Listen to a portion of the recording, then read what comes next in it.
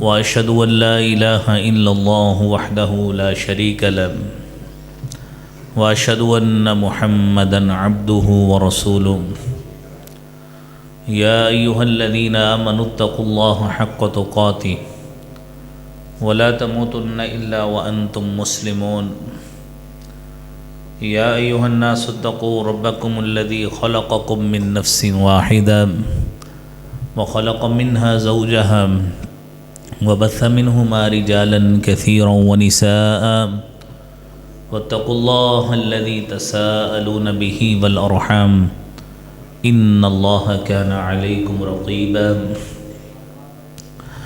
يا أيها الذين آمنوا اتقوا الله وقولوا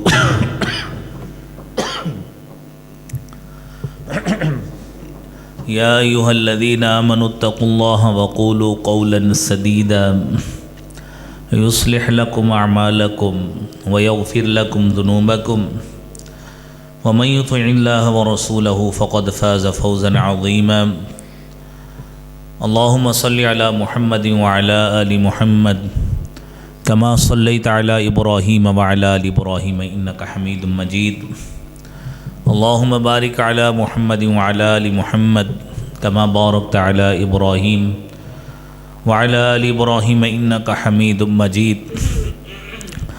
أعوذ بالله السميع العليم من الشيطان الرجيم بسم الله الرحمن الرحيم يا أيها الذين آمنوا قوا أنفسكم وأهليكم نارا وقودها الناس والحجارة عليها ملائكة غلاظ شداد لا يعصون الله ما أمرهم ويفعلون ما يؤمرون صدق اللہ العظیم۔ حمد و ثنا تعریف کی بریائی بڑائی اللہ رب العالمین کے لیے ہے۔ درود و سلام امام کائنات امام المرسلین شفیع المذنبین رحمت للعالمین جناب محمد الرسول اللہ صلی اللہ علیہ وآلہ وسلم کے حوالے سے۔ حضرات محترم، پچھلے جمعہ میں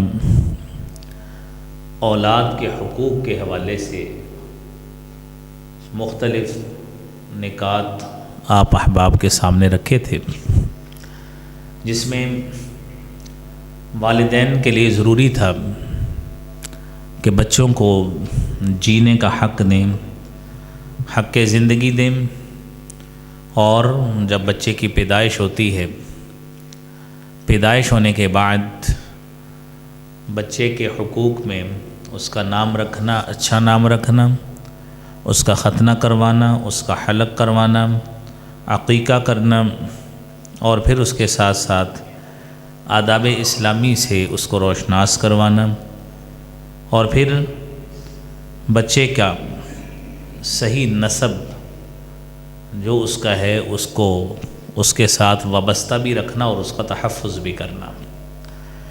اس کے ساتھ ساتھ رضاعت کا حق کہ بچہ اللہ نے اگر آپ کو اولاد سے بہرہ مند کیا ہے، نوازا ہے، تو بچے کا یہ حق ہے کہ قرآن کے اصول کے مطابق اس بچے کو 2 سال اس کی مدر فیڈ ہونی چاہیے، سوائے اس کے کہ کوئی طبی نقطہ نظر سے کوئی مسئلہ ہو، بصورت دیگر ہر لحاظ سے ضروری ہے کہ اس کو 2 سال اس بچے کو ماں کا دودھ پلایا جائے۔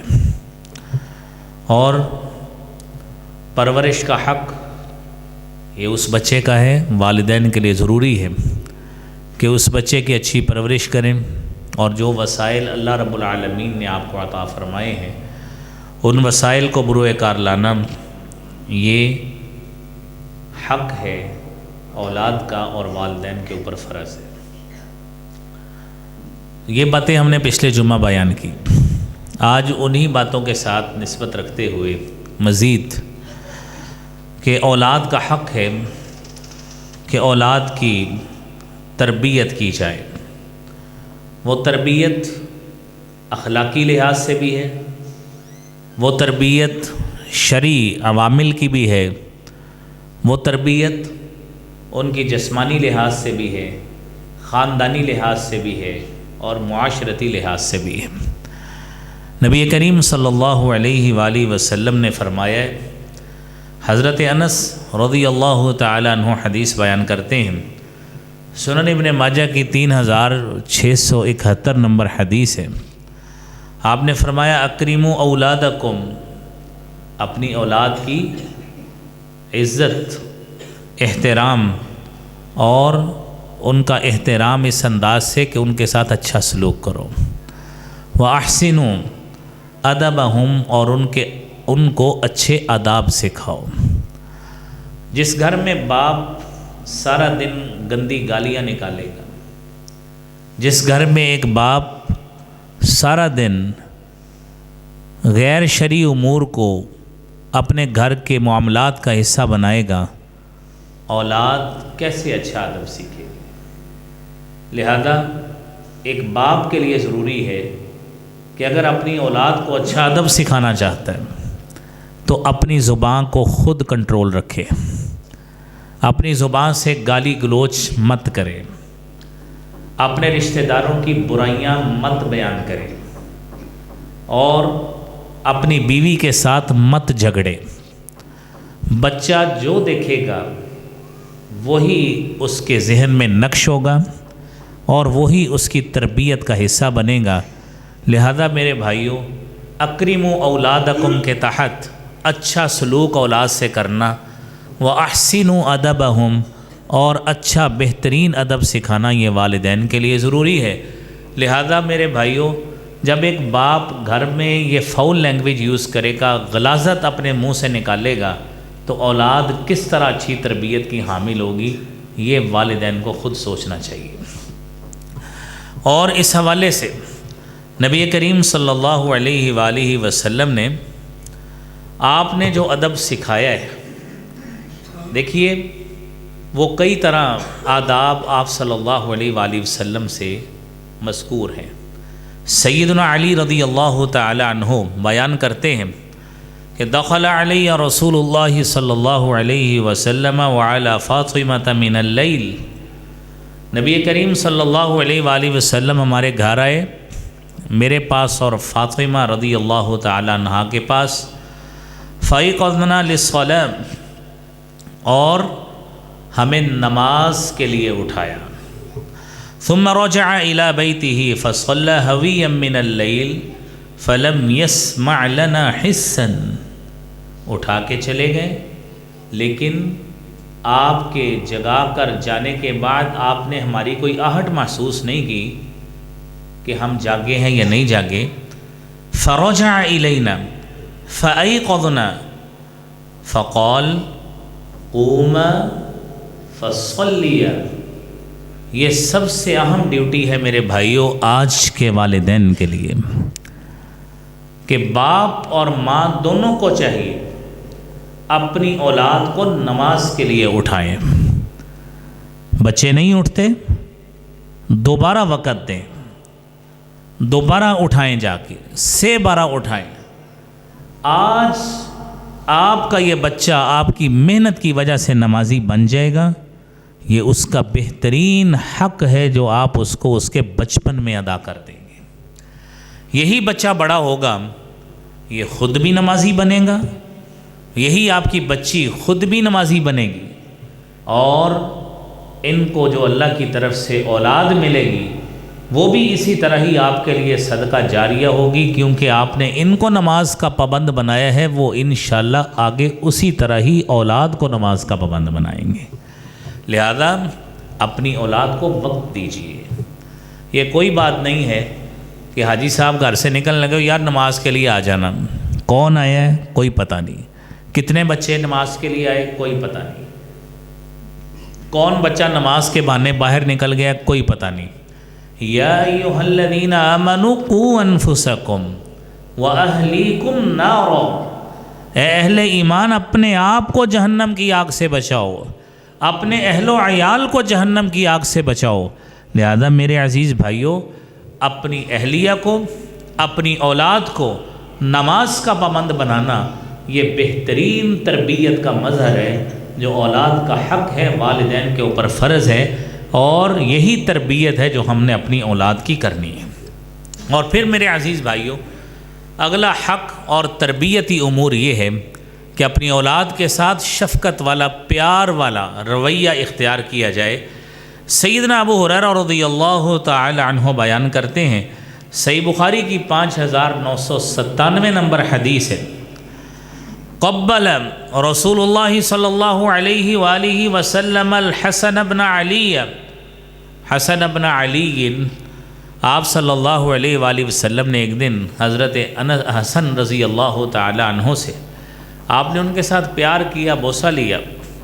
وعندہ الاقرع بن حابس، آپ کے پاس اقرع بن حابس بیٹھے تھے، بنو تمیم قبیلہ کے تھے، وہ بھی پاس تھے۔ اقرع کہنے لگے ان لی عشرۃ من الولد ما قبلت منہم احدا، حضور میرے تو 10 بچے ہیں، میں نے کبھی بھی ان سے اس طرح پیار نہیں کیا۔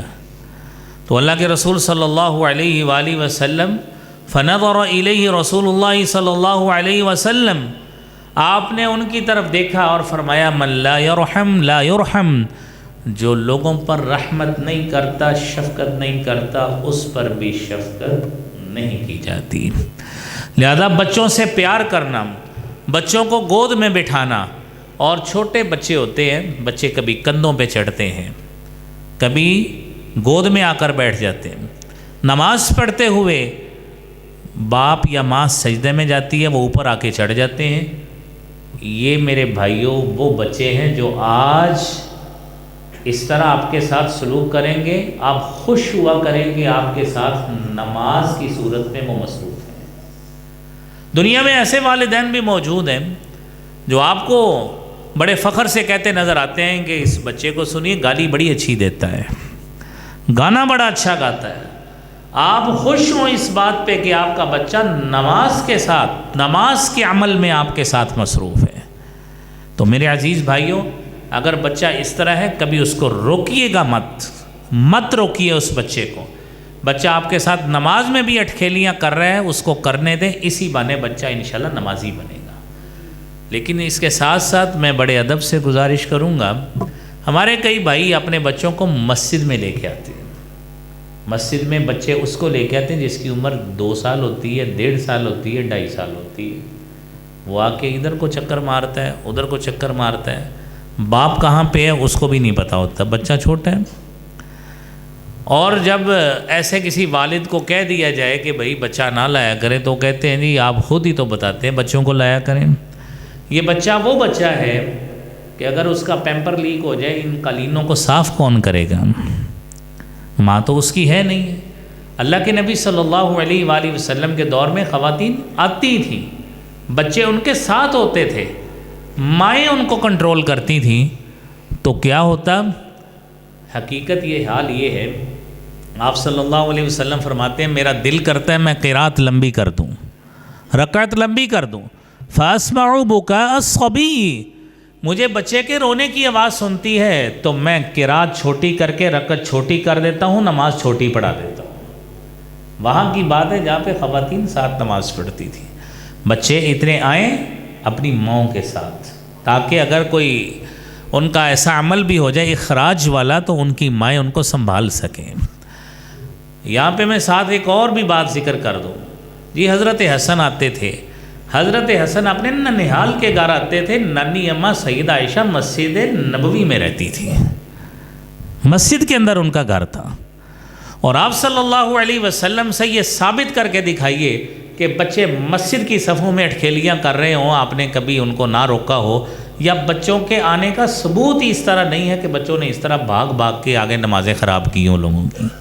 آپ صلی اللہ علیہ وسلم خطبہ ارشاد فرما رہے، حضرت حسن رضی اللہ تعالی عنہ سامنے سے، چھوٹی عمر تھی، تو آپ صلی اللہ علیہ وسلم ممبر سے اترے، آپ نے اٹھایا، ایک بچہ ایک کندھے سے لگا لیا، دوسرا دوسرے کندھے سے لگا لیا۔ یہ جمعے کے خطبے کے دوران کی بات ہے، نماز کے دوران کی بات نہیں ہے۔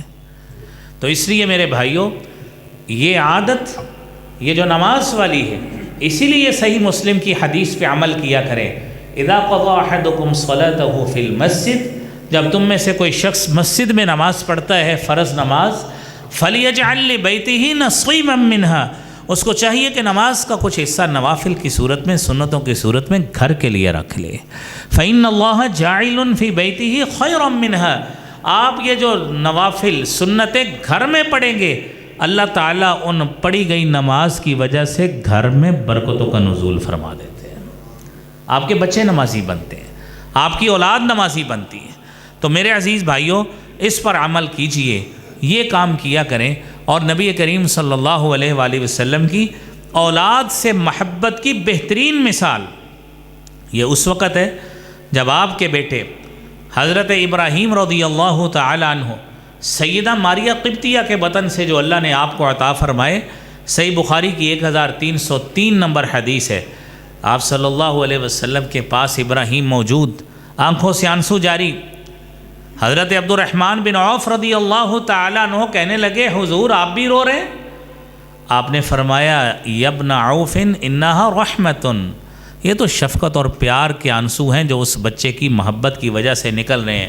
ساتھ ہی فرمایا ان العین تدمع، آنکھوں سے آنسو بہہ رہے ہیں، والقلب یحزن، اور دل بڑا مغموم اور غمگین ہے، ولا نقول الا ما يرضى ربنا، اپنی زبان سے ہم وہی لفظ نکال رہے ہیں جس سے ہمارا رب راضی ہوتا ہے، انا للہ و انا الیہ راجعون وَإِنَّا بِفِرَاقِكَ يَا إِبْرَاهِيمَ لَمَحْزُونُونَ، اور ابراہیم آپ کے جانے کے بعد ہم بڑے محزون ہیں، بڑے مغموم ہیں، بڑے غم زدہ ہیں۔ تو میرے عزیز بھائیوں، یہ ہے والدین کی شفقت اور پیار جو مرتے دم تک اپنی اولاد کے ساتھ رہتی ہے۔ یہ وہ قلبی یکسوئی ہے، یہ وہ قلبی وابستگی ہے، یہ دلی تعلق ہے کہ جو اگر اولاد میں سے کوئی بچہ نافرمان بھی نکل جائے، باپ کو تنگ بھی کرتا ہو، تو یہ تعلق کبھی نہیں ٹوٹتا، آخر والدین پھر بھی بچے کو اپنا ہی لیتے ہیں اور اس کو دور نہیں کرتے۔ میرے عزیز بھائیوں، اولاد کے حقوق میں اور تربیت میں بڑی اہم بات یہ شامل ہے کہ اگر اولاد کوئی غلطی کرتی ہے تو اس کی اصلاح کرنا یہ والدین کے لیے ضروری ہے۔ بصورت دیگر یہی غلطی پکی ہو جائے گی، اور ایسی پکی ہوگی یہ غلطی کہ یہی بچے بڑھتے بڑھتے خود ماں باپ بن جائیں گے، لیکن غلطی ان کی عادت سے ختم نہیں ہوگی۔ آپ کے سامنے بچے نے گالی دی ہے، کسی سے بدتمیزی کی ہے، کوئی غلط حرکت کی ہے، فوری طور پر اس کو روکیں، مت سمجھیے کہ میں اس کو کسی کے سامنے کہہ دوں گا اس کی انسلٹ ہو جائے گی، وہ چھوٹا بچہ ہے۔ اللہ کے رسول صلی اللہ علیہ وآلہ وسلم سے بڑھ کر دنیا میں کوئی مربی اور تربیت کرنے والا نہیں آیا، اور سیدہ فاطمہ رضی اللہ تعالی عنہا سے بڑھ کر اللہ رب العالمین نے نساء اہل الجنہ میں کسی کو اتنا مقام نہیں دیا جتنا سیدہ خاتون جنت سیدہ فاطمہ الزہرا رضی اللہ تعالی عنہا کو دیا۔ آپ کی اولاد ہے، مسند ابی یعلا کی حدیث ہے 4955 نمبر، آپ حدیث کو دھیان سے سنیے گا کہ کیا ہوا۔ باپ تھے اور بیٹی کیا ہے، آپ کی بیٹی ہے، فاطمہ ہے، مقام الگ ہے، مرتبہ الگ ہے، لیکن جہاں پہ تربیت کی ضرورت پڑی، کیسی تربیت کی؟ سیدہ فاطمہ رضی اللہ تعالی عنہا کے حوالے سے ام المومنین سیدہ عائشہ صدیقہ بیان کرتی ہیں، مسند ابی یعلا کی حدیث جس طرح آپ کو بتایا 4955 نمبر، کہتی ہیں دخل علی رسول اللہ صلی اللہ علیہ وسلم وانا ابکی، میرے پاس اللہ کے رسول صلی اللہ علیہ وسلم تشریف لائے، میں رو رہی تھی۔ عائشہ، آپ نے فرمایا ما یبکی کی، عائشہ کس چیز نے تجھے رونے پہ مجبور کیا؟ میں نے کہا مجھے سبتنی فاطمہ، مجھے فاطمہ نے ذرا میرے ساتھ کوئی اس طرح کا سلوک کیا ہے۔ فدعا فاطمہ، آپ نے فاطمہ کو بلایا، یا فاطمہ اے فاطمہ سببتی عائشہ، کیا آپ نے عائشہ کو برا بلا کہا ہے؟ کہنے لگی جی ہاں اللہ کے رسول صلی اللہ علیہ وسلم میں نے واقعتاً ایسے کہا ہے۔ تربیت یافتہ اللہ کے رسول صلی اللہ علیہ وسلم کی تھی، بیٹی اللہ کے رسول صلی اللہ علیہ وسلم کی تھی، جھوٹ نہیں بولا کہ نہیں حضور میں نے تو کچھ نہیں کہا۔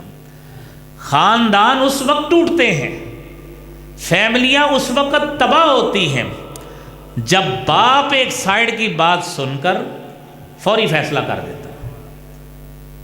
آپ نے میری بیٹی کو کچھ کہا یا بیٹی کے پیچھے لگ کر اپنی بیوی پہ چڑھائی کر دی، عقل اور دانش کہاں پہ جاتی ہے؟ آپ صلی اللہ علیہ وسلم نے تو جب حضرت علی کو قاضی بنایا نا، فرمایا علی تیرے پاس جب بھی کوئی فیصلہ ہے کبھی ایک فریق کی بات سن کر فیصلہ نہیں کرنا، دونوں کو سامنے بٹھا دیا۔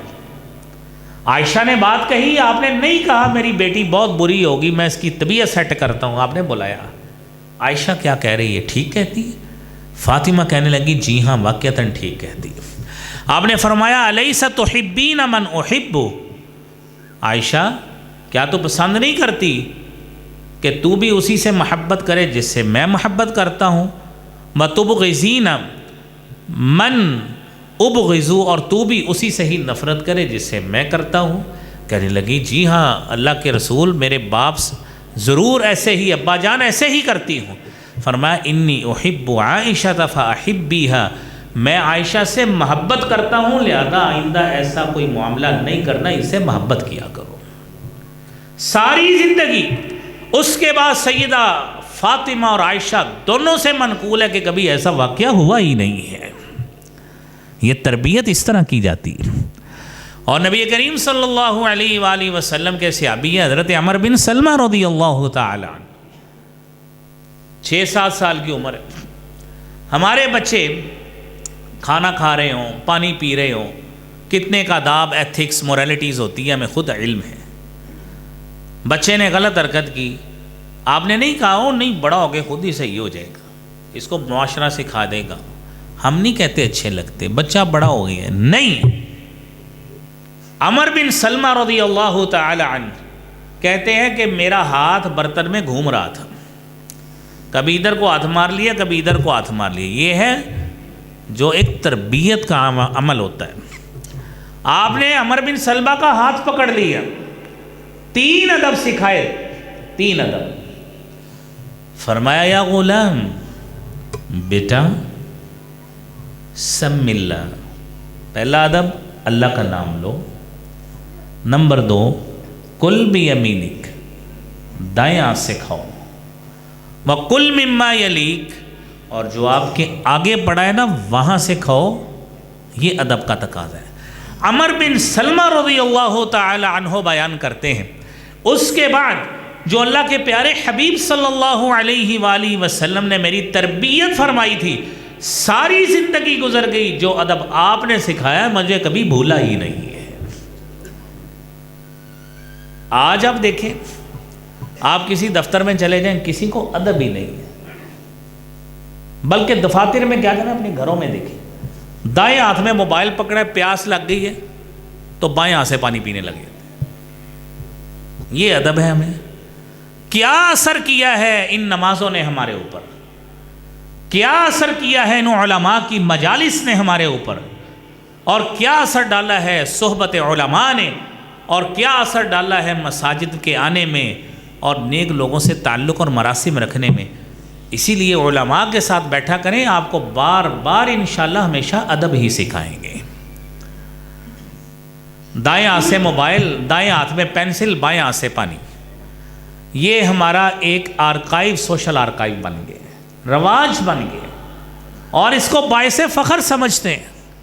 او یار میں ذرا مصروف تھا، ایک بندہ ہاتھ سے لکھ رہا ہے، کوئی سلام کہتا ہے نا، پہلے تو سلام لینے والے کو بھی چاہیے، اس کا ہاتھ مصروف ہے، سلام ہاتھ میں لانا کوئی ضروری تو نہیں، مصروف ہے آپ ٹھہر جائیں، سلام منہ سے کہہ دیا ہے، وہ بھی آگے سے چلے، اگر اس نے کہہ ہی دیا ہے ہاتھ آگے کر لے، اسے بایاں ہاتھ آگے کر دیتے کہ اس سے سلام لے لیں۔ آپ کا ہاتھ ٹوٹتا ہے آپ کا سلام آگے کرنے میں۔ اگر آپ کا ہاتھ مصروف تھا، بڑے ادب سے پیار سے اس کو بٹھا کے کہے کہ سلام آپ نے کہہ دیا، سنت ہے، ہاتھ میں لانا فرض نہیں ہے، میں مصروف تھا، آپ نے سلام کہا، میں نے جواب دے دیا، سمجھا دیں کہ میں مصروف تھا، چلے ایسے آئندہ نہ کرتا۔ لیکن یہ بایاں ہاتھ آگے کرنا آپ نے سنت کی خلاف ورزی کی، آپ نے سنت کی بدترین خلاف ورزی کی ہے کہ وہ ہاتھ جو سلامتی کا دایاں ہاتھ ہے، آپ نے اس کی جگہ پہ دوسرا ہاتھ آگے کر دیا۔ تو اس لیے میرے عزیز بھائیوں، یہ تربیت، یہ پیار، محبت، یہ اولاد کے حقوق میں یہ بات شامل ہے، ہمیں یہ عمل کرنا چاہیے۔ اور اگلی بات میرے بھائیوں، والدین کے لیے فرض یہ ہے اور اولاد کا حق یہ ہے کہ اولاد کے درمیان عدل کیا جائے۔ وہ عدل کیسا ہونا چاہیے؟ وہ عدل عدل یہ ہے کہ آپ کی اولاد 2 3 4 5 جتنی بھی اللہ نے آپ کو عطا فرمائی، مادی سہولیات میں، مادی سہولیات جتنی بھی ہیں جو اللہ نے آپ کو جائیداد پراپرٹی وسائل دیے ہیں، وہ اولاد میں برابر آپ نے، ایک بچے کو آپ نے 10 مرلے کا مکان لے دیا ہے، ہر بندے کے اپنے مسائل ہیں، کوئی 10 کا لے دیتا ہے، کوئی 5 کا لے دیتا ہے، کوئی مکان نہیں لے کے دیتا، وہ پلاٹ لے دیتا ہے۔ اپنی زندگی میں آپ نے اپنے بچوں کو پلاٹ لے دیے تو بچیاں کدھر گئی؟ بچیاں کدھر گئی؟ وہ آپ کی نہیں تھی۔ اگر جی ہم نے ان کو جہیز دے دیا، بھائی نہ دیتے جہیز، نہ دیتے جہیز، آپ نے جہیز دیا اپنی برادری میں بھرم رکھنے کے لیے، اور یہ بچی تو آپ کے پاس ہے 18 20 22 23 سال کی عمر میں چلی جائے گی، وہ 3 4 مہینے بعد آئے گی، آپ اس کو 2 4 5 ہزار کا کھانا کھلا دیں گے، اور آپ نے اس کو کیا دے دینا ہے؟ یہ بچہ روزانہ آپ کے پاس ہے، آپ کی گاڑی استعمال کرتا ہے، آپ کے گھر کے ڈیلی کچن آپ کی جیب سے چلتا ہے، بچے کا یہ آپ کو نظر نہیں آتا، اور اس کا بچہ بھی بیمار ہوگا، آپ باپ کی جیب سے پیسے جائیں گے، اس کے کاروبار سے جائیں گے۔ اور شریعت نے اسی لیے خاتون کا وراثت میں حصہ ہی ادا رکھا ہے۔ یہ جو کہتے ہیں نا جی کہ ہمارے بچے ہمارے ساتھ کاروبار کرتے ہیں، تو حصہ ڈبل نہیں لیتے عورتوں سے، وراثت میں اسی لیے ڈبل حق رکھا ہے، اسی لیے ڈبل حق رکھا ہے وراثت میں۔ اس لیے آپ صلی اللہ علیہ وسلم نے فرمایا فاتقوا اللہ، اللہ سے ڈر جاؤ، وَعْدِلُوا بَيْنَ أَوْلَادِكُمْ، اور اپنی اولاد کے درمیان عدل کرو۔ اور صحابی رسول سیدنا نعمان بن بشیر رضی اللہ تعالیٰ عنہ حدیث بیان کرتے ہیں، صحیح بخاری کی 2586 نمبر حدیث ہے، ان اباہ اتى به الى رسول اللہ صلی اللہ علیہ وآلہ وسلم فقال انی نحلت ابنی هذا غلاما، میرا باپ میرے ساتھ رسول اللہ صلی اللہ علیہ وآلہ وسلم کے پاس گیا، یعنی حضرت بشیر نعمان کو لے کے چلے گئے، تو جا کے کہنے لگے میں نے اس بچے کو غلام دیا ہے۔ فرمایا اقل ولدک نحلت مثلہ، میرے بھائیوں یہ سنیے، وہ لوگ جو اپنی اولادوں میں پلاٹ بانٹتے ہیں، دکانیں بانٹتے ہیں، کاروبار کے انبار لگا دیتے ہیں، گاڑیاں لے کے دیتے ہیں، لیکن اولاد میں سے مخصوص بچوں کو، یہ ان کے لیے سبق ہے، سوچئے جا کے اور حدیث پوری سنیے۔ اقل ولدک نحلت مثلہ، کیا اولاد میں ہر کسی کے ساتھ یہی سلوک کی ہے؟ کہنے لگے نہیں۔ قال فرجعہ، جائیے لوٹ جائیے، میں اس پہ ظلم پہ گواہ نہیں بنتا۔ اور دوسری حدیث میں آپ نے یہی بات فرمائی، آپ نے یہی بات فرمائی کہ آپ کیا مجھے ظلم پہ گواہ بنانا چاہتے ہیں؟ فاتقوا اللہ، اللہ سے ڈرو، وعدلوا بین اولادکم، اولاد میں عدل کرو۔ صحابی بیان کرتے ہیں صحیح مسلم کی یہی حدیث، یہی تھیم، 1623 نمبر حدیث، فرجع ابی، میرا باپ واپس لوٹ آئے، فرد تلک الصدقہ، اور وہ جو ہبہ تھا وہ واپس لے کے صدقہ کر دیا۔ میرے عزیز بھائیوں اس بات کو سمجھیے۔ اور اگلی بات یہ ہے میرے عزیز بھائیوں کہ اولاد کا حق دیں، اچھی تربیت کریں، اس کا ایک اہم حصہ یہ ہے کہ اگر آپ نے اپنے بچے یا بچی کی شادی کر دی ہے نا، تو پھر بھی تربیت کا حق ختم نہیں ہوتا، حق ختم نہیں ہوتا۔ آپ کو میرے بھائیوں میں تو مثالیں دے رہا ہوں نبی کریم صلی اللہ علیہ وآلہ وسلم کی، صحابہ کرام رضوان اللہ علیہم اجمعین کی۔ صحیح بخاری کی 6280 نمبر حدیث ہے حضرت علی رضی اللہ تعالیٰ عنہ کے حوالے سے کہ ایک دن نبی اکرم صلی اللہ علیہ وآلہ وسلم اپنی بیٹی سیدہ خاتون جنت سیدہ فاطمہ رضی اللہ تعالیٰ عنہا کے گھر میں گئے اور جا کے پوچھتے ہیں این ابن عمک، بیٹی تمہارے چچا کے لڑکے یعنی تمہارے شوہر کہاں ہیں؟ تو بیٹی فاطمہ کہنی ہے کان بینی و بینہ شیء، میرا اور ان کے درمیان کوئی معاملہ ہوا، فغضبنی فخرج فلم یقل عندی، ان کو غصہ آ گیا، آج یہاں پہ کیلولہ بھی انہوں نے نہیں کیا، یہاں سے چلے گئے۔ اب آپ ہمارے ہاں ہماری فیملی کا، ہمارے ادھر معاشرے کا کوئی شخص ہوتا، اس داماد کو کیسے جرأت ہوئی میری بیٹی کو للکارنے کی؟ میری بیٹی ہم نے پھولوں سے پالی ہے، پھولوں کی طرح رکھی ہے، جو آپ بہو لے کے آئے ہیں وہ کانٹوں میں پال کے اگلے نے آپ کو دی ہے، وہ بھی اگلے نے پھولوں کی طرح ہی پال کے آپ کو جوان کر کے دی تھی، جس کے ساتھ آپ کا رویہ بھی مناسب نہیں ہے۔ سوچا کریں کہ ایک طرف اپنی بیٹی پھولوں کی طرح ہوتی ہے کہ میرے گھر سے جو میں بچی اپنی پال کے کسی کے سپرد کروں وہ پھولوں کی طرح ہوتی ہے، اور جو میں بہو بنا کے اپنے گھر میں لے کے آتا ہوں اس سے مکمل طور پہ کام اتنا اس کو کروا دیں، اتنا کام میں رجھا دیں کہ کام والیاں ہٹا کر سارا کچھ اس کو لگا دیں، حالانکہ اللہ نے وسعت دی، وسعت ہونے کے باوجود اس کو تنگ اتنا کریں تاکہ اس کو سبق حاصل ہو جائے کہ میں واقعتاً میری شادی ہوئی ہے، میں نے نہ دماغی طور پہ ریلیکس ہونا ہے نہ جسمانی لحاظ سے ریلیکس ہونا ہے۔ یہ آپ سنیے، اور پھر گھر ہی ٹوٹا کرتے ہیں اگر اس طرح کے مسائل ہوں۔ لیکن جو عمل آپ صلی اللہ علیہ وآلہ وسلم نے کیا ہے اس سے گھر جڑتے ہیں، گھر بنتے ہیں۔ آپ نے کیا کیا؟ اس حدیث میں وہ ذکر نہیں، دوسری میں ذکر ہے۔ بلال آپ کے ساتھ تھے، فرمایا جائیے حضرت علی کو ڈھونڈیے کہاں پہ، ڈھونڈ کے کہنے لگے حضور وہ مسجد میں موجود ہے، مسجد نبوی میں لیٹے ہوئے۔ گئے، وَهُوَ مُسْتَجِعٌ، لیٹے ہوئے تھے، قَدْ سَقَطَ رِدَاؤُهُ عَنْ شِقِّهِ، آپ کے ادھر دامن سے چادر گر گئی، فَأَصَابَهُ تُرَابٌ، مٹی لگی ہوئی تھی۔ آپ صلی اللہ علیہ وآلہ وسلم فَجَعَلَ رسول اللہ صلی اللہ علیہ وسلم يَمْسَحُهُ عَنْ، یہ نبوت کے ہاتھوں نے اپنے داماد کو اٹھا کر ان کے جسم سے مٹی صاف کر رہے ہیں، اپنے ان کے جسم سے مٹی صاف کر رہے ہیں۔ وَهُوَ يَقُولُ قُمْ يَا أَبَا تُرَابُ، قُمْ يَا أَبَا تُرَابُ، اے ابو تراب اٹھئے، چلیے گھر، ابو تراب اٹھئے۔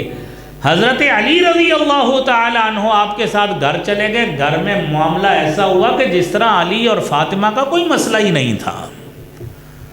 اتنا پیار سے، اتنی محبت سے جب گھر کا باپ اس طرح کا سلوک پیار والا کرے گا تو بیٹی اور بیٹے میں مسئلہ درکنار، ایسا کوئی ایشو پیدا ہی نہیں ہو سکتا۔ تو اس لیے میرے بھائیوں، یہ باتیں ہمیں اپنی اولاد کی تربیت کا حصہ بنانی چاہیے، یہ ان کا حق ہے جو شادی کے بعد تک ان کو دینا چاہیے۔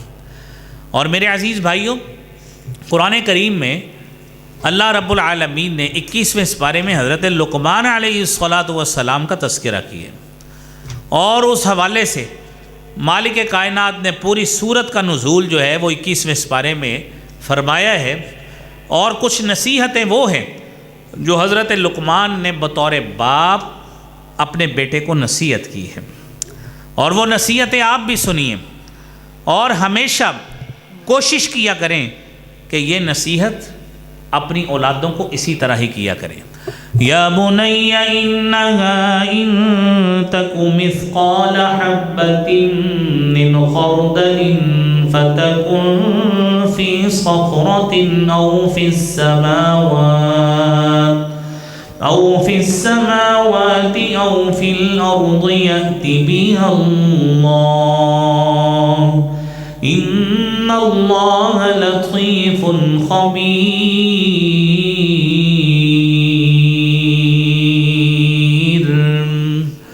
اے بیٹا یاد رکھیے، مالک رب ذوالجلال کا علم اتنا مضبوط ہے، دنیا کی ہر چیز آپ کی نظروں سے جتنی مرضی ہو جلو، فتکن فی صخرۃ، کسی پتھر اور چٹان میں ہو، آسمانوں کی بلندیوں میں ہو، زمین کی تہوں میں ہو، آپ کی نظروں سے اوجل ہو سکتی ہے، مالک سے اوجل نہیں ہو سکتی۔ ان اللہ لطیف خبیر، وہ مالک اتنا باریک بینی سے خبر رکھنے والا ہے، تیرا تصور بھی نہیں جا سکتا، لہذا ہمیشہ برائی سے بچتے رہے۔ اگلی نصیحت، یا بنی اقم الصلاۃ وامر بالمعروف وانہ عن المنکر واصبر علی ما اصابک ان ذلک من عزم الامور۔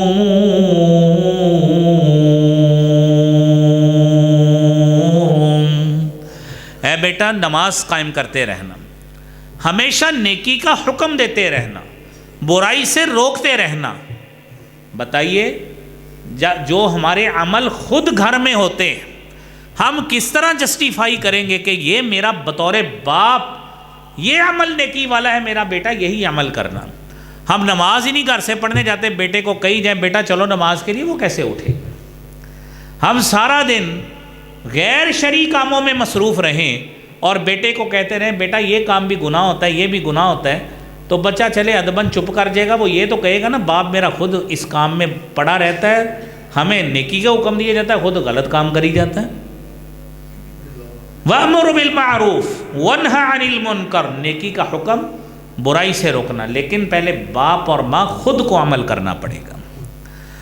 اور پھر وَاصْبِرْ عَلَى مَا أَصَابَكَ، جو مصیبت پہنچتی ہے اس پہ صبر کریں۔ زندگی کے بڑے تھپیڑے سخت ہوتے ہیں۔ بچپن میں اسکول میں جائیں سختی ہوتی ہے، اسکول سے مدرسے میں جائیں مار پڑتی ہے، باہر بچہ بحث کرائے کس سے بدتمیزی کرے باپ سے مار کھاتا ہے، یہاں سے اٹھتا ہے کالج میں چلا جاتا ہے وہاں پہ اس سے مشقت اور پھر مار کا تصور۔ یہ سلسلہ اسی طرح ہی چلتا ہے، مارکیٹ میں پیسے کمانے جاتا ہے، لوگوں کی باتیں سنتا ہے، لیکن وَاصْبِرْ عَلَى مَا أَصَابَكَ، جو مصیبت پہنچے اس پہ صبر کرنا ہے۔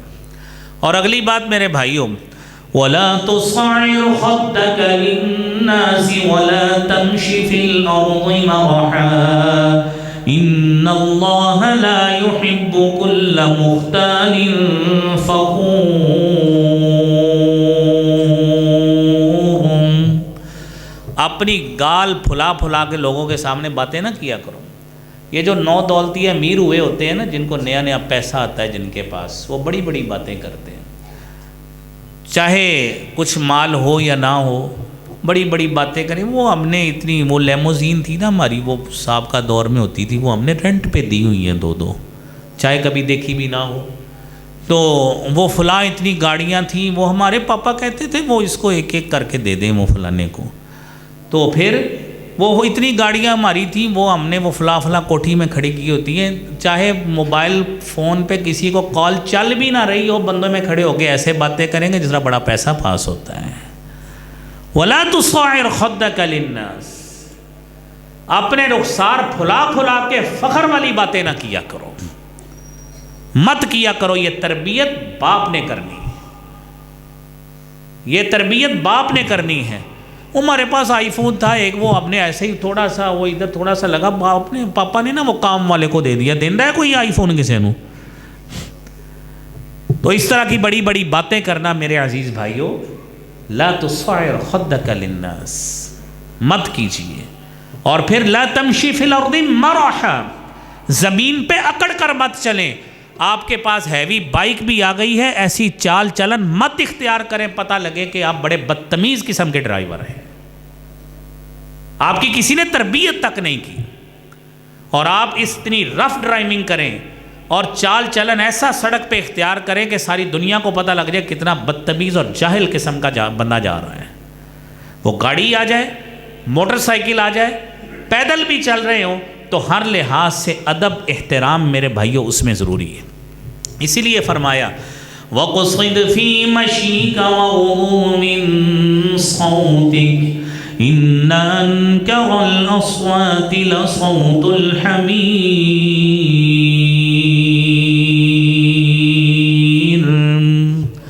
وَقْصِدْ فِي مَشِيكَ، اپنی چال میں میانہ روی اختیار کریں۔